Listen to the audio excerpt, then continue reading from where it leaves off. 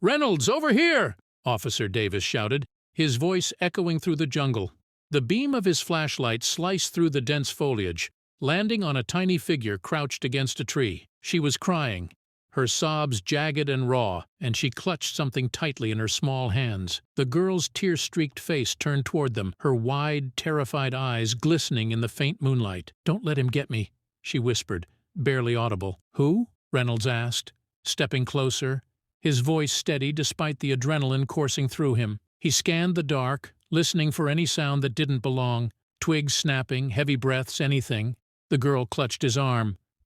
"The man! He's still out there!" Davis spun around, his hand instinctively resting on his holstered gun. The jungle was alive with the rustling of leaves, the distant calls of nocturnal creatures, and something else, a faint crunch of footsteps. "Get her out of here!" Reynolds ordered. "No!" the girl screamed, clutching his arm tighter. "He'll hurt my mom. He said he would." Davis froze. "Reynolds, we need backup." "No time," Reynolds replied, his eyes scanning the darkness. "We've got to move. Now!" The call came in just before dusk, piercing the stillness of the station. A frantic hiker reported faint cries of a child deep in the jungle on the outskirts of town. Officer Reynolds and his partner Davis exchanged a glance. The jungle was notorious for its rugged terrain and occasional criminal activity. But this call felt different.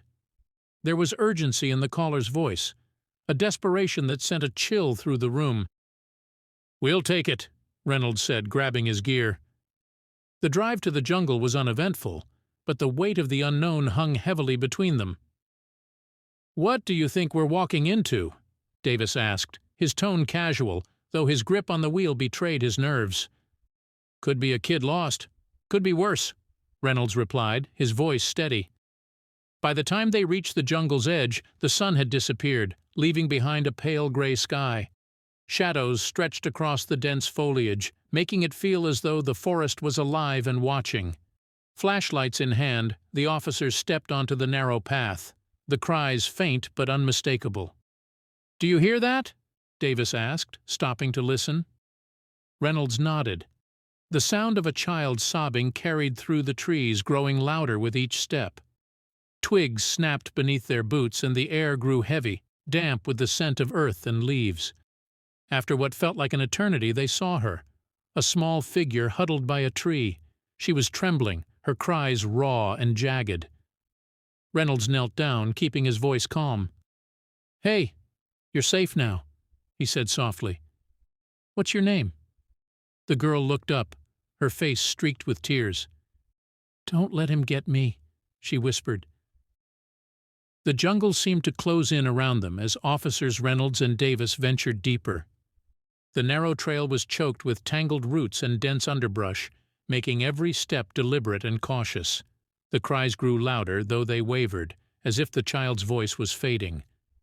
Reynolds scanned the area with his flashlight. "We're getting close," he muttered. The beam illuminated patches of the forest, revealing claw-like branches and the glint of wet leaves. "Look at this," Davis said, stopping to point at a piece of torn pink fabric caught on a low-hanging branch. "Looks like part of a shirt." Reynolds nodded, his jaw tightening. "She's out here somewhere." They pressed on, the cries pulling them forward. The jungle seemed alive with sound, the rustle of leaves, the distant chirps of unseen creatures, and the crunch of their boots on the forest floor. Yet the cries were the only human sound, fragile and haunting. Suddenly Reynolds raised a hand, signaling Davis to stop. Ahead, his flashlight caught a small figure huddled against a tree. It was a little girl, no older than 6, her knees drawn to her chest. She was crying, her body trembling as she clutched something tightly in her hands. "Hey there," Reynolds said gently, kneeling down. "It's okay. We're here to help. Are you hurt?" The girl didn't answer. Her wide, tear-filled eyes locked onto his, and she shook her head. "Where are your parents?" Davis asked, stepping closer. The girl's lip quivered, and she whispered, "Don't let him get me." Reynolds exchanged a sharp glance with Davis. The air around them felt colder, heavier. Somewhere in the shadows, they weren't alone. "Get her out of here!" Reynolds barked, his voice cutting through the girl's trembling cries. "No!" the girl shrieked, clutching his arm with surprising strength for someone so small. "He'll hurt my mom! He said he would!" Davis hesitated, his eyes darting to Reynolds. The sound of snapping twigs echoed nearby, closer now, deliberate. The officers weren't alone. "Davis, move!" Reynolds ordered again, his hand instinctively resting on his holstered gun. The girl's terror was palpable, but the approaching footsteps demanded action. Davis scooped the girl into his arms despite her protests. "You're going to be okay," he assured her, his tone softer than before. He turned and began retracing their steps toward the safety of the trailhead. Reynolds stayed behind, his flashlight now off to keep himself hidden. The jungle around him seemed to breathe, alive with the crunch of leaves and the occasional distant animal call. But beneath it all there was a rhythm, heavy steps moving closer. Then came the voice. It was sharp, taunting. "You can't hide her forever!" Reynolds tightened his grip on his weapon. "Show yourself!" he called, his voice steady despite the adrenaline surging through his veins. For a moment the jungle fell silent, as if the trees themselves were holding their breath. Then, in the faint moonlight, a figure emerged. A man, disheveled and menacing, gripping a long knife. "She's mine!" the man growled, his eyes wild as they scanned the trees. "Drop the weapon!" Reynolds commanded, stepping forward, his gun trained on the man. The man froze, his lips curling into a sneer. "You don't know what you're dealing with," he spat before turning and running deeper into the jungle. Reynolds's radio crackled. Backup was on its way. Reynolds moved cautiously through the dense jungle, the beam of his flashlight cutting through the oppressive darkness. The man's footsteps were erratic, sometimes distant, sometimes unnervingly close. The jungle seemed to amplify every sound, his ragged breathing, the snap of branches underfoot, and the occasional rustle of unseen creatures. Then came the voice again, taunting and wild. "You can't stop me! You'll never find her!" Reynolds pressed his radio. "Suspect is armed and fleeing south through the jungle. Backup needed now." The response crackled back, assuring him that help was en route. The officer slowed, listening. There it was, the unmistakable sound of movement just ahead. He adjusted his grip on his gun, his heart pounding steadily in his chest. "Come out!"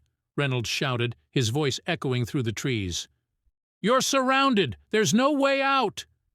The man stepped into view, his face twisted in rage, his knife glinting in the faint light.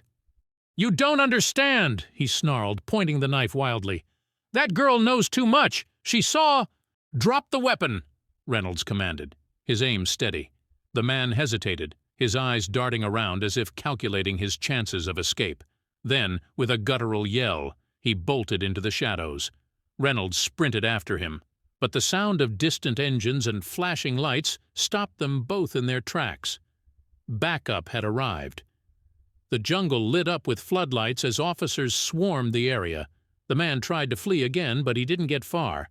With a swift tackle, he was on the ground, his knife clattering away. Handcuffs clicked into place as he thrashed and screamed. "You'll never find her! You're too late!" Reynolds exhaled, watching as the officers hauled the man away. The chase was over, but the fight to save Lily's mother had just begun. Inside the station, Lily sat on a chair far too big for her, clutching a cup of hot chocolate. Her hands trembled as she stared at the table, avoiding the gazes of Officers Reynolds and Davis. The warmth of the drink seemed to calm her, and her soft sobs faded into silence. "Lily," Reynolds said gently, sitting across from her, "can you tell us what happened? We need to know everything so we can help your mom." Lily hesitated, her small fingers gripping the cup tighter. Finally she whispered, "It was just supposed to be a hike. Me and my mom do it every weekend." Her voice cracked, and tears began to fall again. "We were laughing, taking pictures. But then he came." Reynolds exchanged a tense glance with Davis but kept his voice calm. "What happened when he showed up?" "He was scary," Lily continued, her voice trembling. "He came out of the trees and grabbed my mom. He said if I screamed, he'd hurt her. My mom told me to run, so I did. She yelled at me to keep going, to hide." "Did he say anything else?" Davis asked, leaning forward. Lily nodded. "He said if I didn't come back, he'd hurt her." Her face crumpled, and she buried it in her hands. Reynolds reached out gently, his tone firm but comforting. "You did the right thing by running, Lily. You're very brave. We're going to find your mom and bring her back, I promise." The girl looked up, her tear-filled eyes searching his face for assurance. "You will?" Reynolds nodded. "We won't stop until we do." With Lily's story pieced together, the officers knew what they had to do. The clock was ticking, and the search for her mother had begun. The air was thick with tension as the search team assembled, their flashlights cutting through the darkness like 1,000 tiny beacons in the night.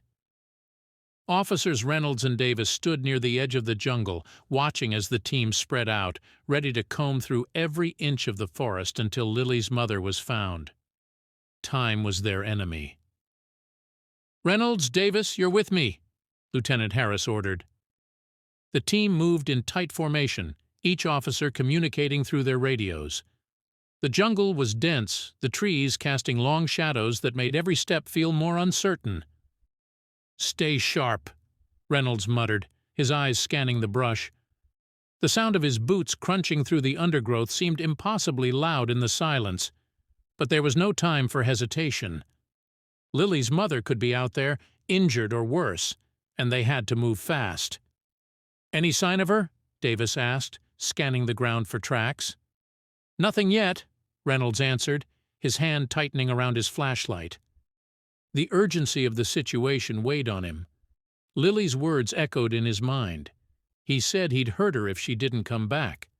The search was painstaking. The dense foliage made it hard to see, and every branch, every hidden rock felt like a trap. They called out at regular intervals, their voices swallowed by the thick air. The tension between them was palpable, each officer knowing that the longer they searched, the greater the risk of finding her too late. Just when it felt like they were running out of hope, a faint cry for help pierced the stillness. "Over here!" Reynolds called, the sound pulling them all forward. The jungle parted slightly ahead, revealing a small clearing where Lily's mother was bound to a tree, her face bruised but alive. The officers rushed toward her, ready to end the nightmare. Lily's mother was alive. Barely. She was tied to a tree, her clothes torn and her face bruised, but there was no mistaking the relief that flooded through her when she saw the officers. As soon as Reynolds reached her, he drew his knife and cut the ropes binding her wrists, his hands steady despite the rush of adrenaline. "Ma'am, we're here to help," Reynolds said softly, though his eyes searched her face for signs of further injury. She looked up at him, confused at first, then recognition swept over her. "Lily?" Her voice cracked, barely a whisper. "She's safe," Davis said, appearing at her side, his expression a mix of relief and determination. "She's back at the station. You're going to be fine now." Tears welled in the woman's eyes as she collapsed against Reynolds, the tension in her body finally releasing. "I thought I'd lost her. I thought he—" She couldn't finish the sentence, her chest heaving with quiet sobs.